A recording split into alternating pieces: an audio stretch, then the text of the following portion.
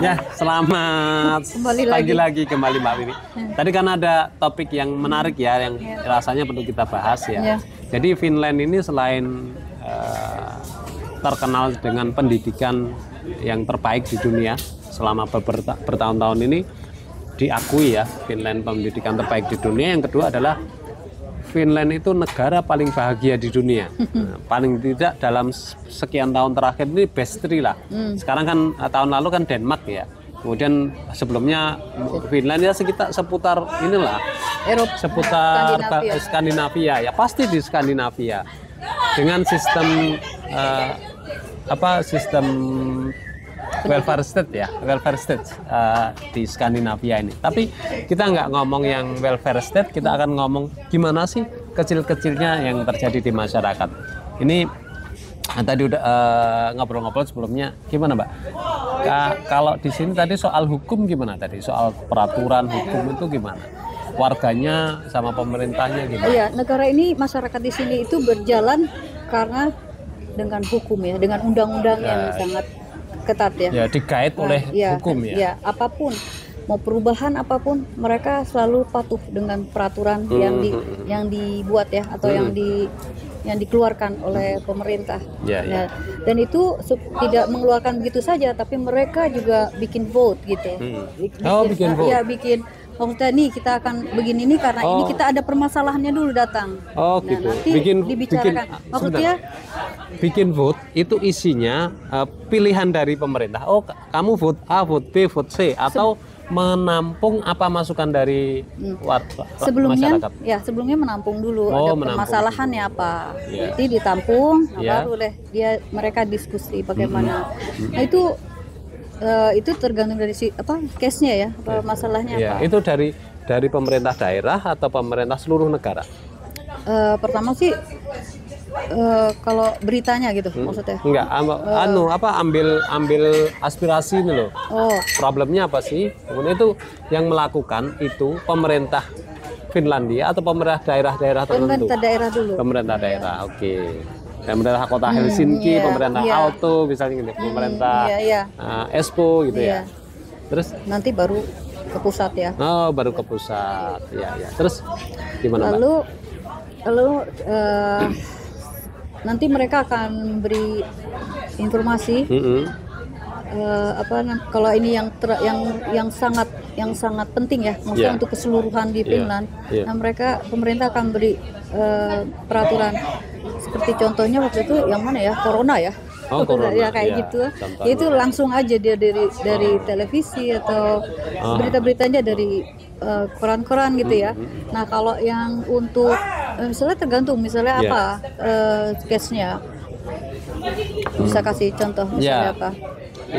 Yang perbedaan dengan di Indonesia gitu. Jadi kita bahas Finland aja malah. Iya, maksudnya apa salah satu contohnya maksudnya untuk permasalahannya apa. Jadi misalnya hukum, bagaimana penyelesaian di sini. Iya, hukum misalnya di sini kan sangat ditaati ya. Iya. Peraturannya keras, terus ditaati oleh warganya. Kenapa? Orang jadi nggak mau ganggu kan? Orang nggak mau ganggu orang lain. Gitu. Oke. Salah satunya misalnya untuk buang sampah. Nah, itu sangat ketat sekali. Di jalan-jalan pun mereka pemerintah mencontohkan untuk pembersih. Untuk jangankan untuk yang sampah-sampah ya, untuk pohon-pohon aja. Mereka pemerintah memberikan contoh bahwa ada petugas-petugasnya untuk membersihkan pohon-pohon, rumput-rumputnya, ditata rapi. Enggak cuma untuk di kota, tapi di kampung-kampung juga. Pokoknya merata lah gitu. Dan yang kedua lagi misalnya apa ya? Misalnya orang-orang yang lagi mereka misalnya orang-orang yang suka di jalan-jalan yang nggak punya homeless gitu, itu nggak ada ya. Oh, nggak ada homeless ya di sini ya. Catat ya, nggak ada homeless. Ada homeless, tapi tidak kemana-mana tidurnya gitu. Mereka dijaga sekali. Migran mereka biasanya. Iya, ada dari mana sih yang orang gypsy ya? Nah Oh, itu gypsy, orang mereka gypsy itu dari Eropa Timur ya, iya, yang iya. datang ke sini. Dia suka minta-minta gitu. Oh iya. Nah, itu Jadi bukan orang orang Finland nggak ada. Finland Orang ya. Finland paling dari luar ya, dari gypsy itu dari Eropa Timur. Ya. ya, yang untuk yang kalau orang Finlandia biasanya dia have fun aja apa. Oh iya. Dan polisi hanya membantu ya membalikan tanya di mana rumahnya dan kita setelah itu ini perlu dicatat Mbak. Jadi di sini kalau ada orang, maaf ya, kalau di sini kan biasa apa kalau malam minggu itu minum terus minggunya mabuk, nggak bisa pulang itu misalnya di jalanan gitu diambil sama polisi. Terus diantar pulang, ditanya, kamu rumahnya di mana gitu tadi cerita ya. Kamu rumahnya di mana? Terus diantar pulang. Karena apa?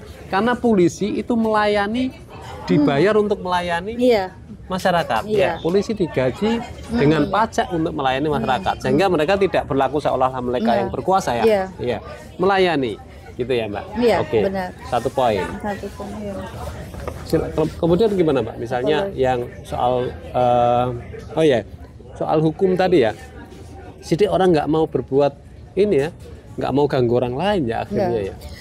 Salah satu contohnya misalnya di rumah ya, kita punya rumah nih, ada orang mau masuk ke kemana? Ke taman ya? Iya, ke taman. Ke halaman kita. Pekarangan ya. Pekarangan itu tidak bisa. Oh, ya nggak bisa ya. Nggak bisa masuk sebelum izin. Nggak boleh ya. Nggak boleh masuk pekarangan. Ya, dan orang yang punya rumah dia bisa tembak atau itu nggak salah. Iya itu. Atau dia bisa itu seperti di Amerika itu. Jadi kalau orang masuk pekarangan itu ditembak izin. Itu masuk pekarangan tanpa izin, nginjak halaman itu boleh ditembak dan tidak kena pidana ya. Nggak ditembak maksudnya itulah. Mau diusir gitu nggak apa-apa. Nggak kena pidana ya. Nah, karena itu hak pribadi ya, private area. Private sekali itu dijaga sekali private untuk apa nama masyarakat di sini ya. Iya. Rumah dijaga sekali. Rumah itu. Oke. Nggak sembarangan bisa. Memang peraturan ketat kemudian ditaati dan kesadaran masyarakat di sini dan bukan kesadaran untuk dengan undang-undang tapi sesama masyarakat ya, patriotismenya tinggi sekali. Terus kemudian kan tadi Mbak yang kita rakyat bayar pajak memang relatif tinggi ya dibandingkan negara lain, tapi dikembalikan ke rakyat dalam jumlah yang salah satunya ya kembaliannya itu kesehatan. Ya, ada beberapa kayak kalau kita punya penyakit yang sangat kayak kanker ya contohnya itu untuk kemoterapi itu kan mahal sekali ya. Nah pemerintah itu membayar sampai hampir negara yang membayar ya pemerintah namanya sampai hampir 70% ya, mereka mengcover. Jadi dikembalikan dalam bentuk layanan kesehatan, keamanan, anak-anak dapat tunjangan tunjangan sampai anak Mbak Wiwi juga dapat tunjangan ini kayaknya sampai SMA ya. Kalau mereka tinggal sama orang tua yang tidak bekerja, ya kalau misalnya mereka orang tuanya tidak bekerja, anak masih sekolah, itu dapat tunjangan. Itu tergantung dari kalau orang tuanya bekerja dan dia lihat gaji ya. Yang tidak bekerja pun dapat tunjangan sekian bulan ya. Ya kalau mereka punya rumah sendiri kan, sendiri dia tinggal sendiri dan dia masih sekolah.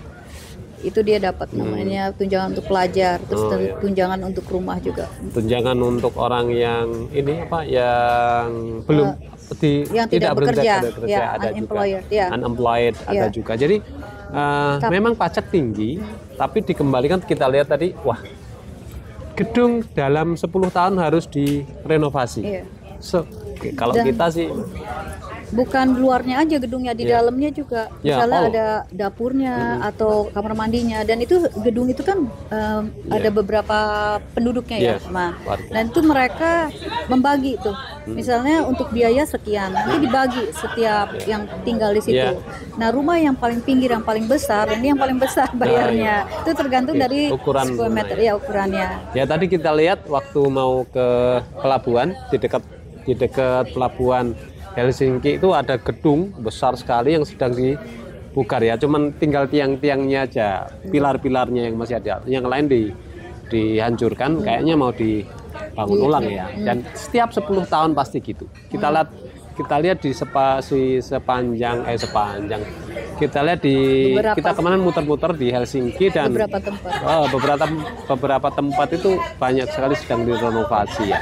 Dan itu untuk yang unemployed itu, untuk yang tidak bekerja, mereka tidak langsung dikasih uang begitu saja, tapi dia diberi tugas. Oh iya. Dalam sebulan dia harus mengirim lamaran kerja. Oh iya. Kemana? Misalnya dia, tapi tergantung dia punya skill ya. Dia bisanya apa? Misalnya dia suka bangunan atau, nah itu dia harus kirim ke perusahaan-perusahaan yang dia mau aja.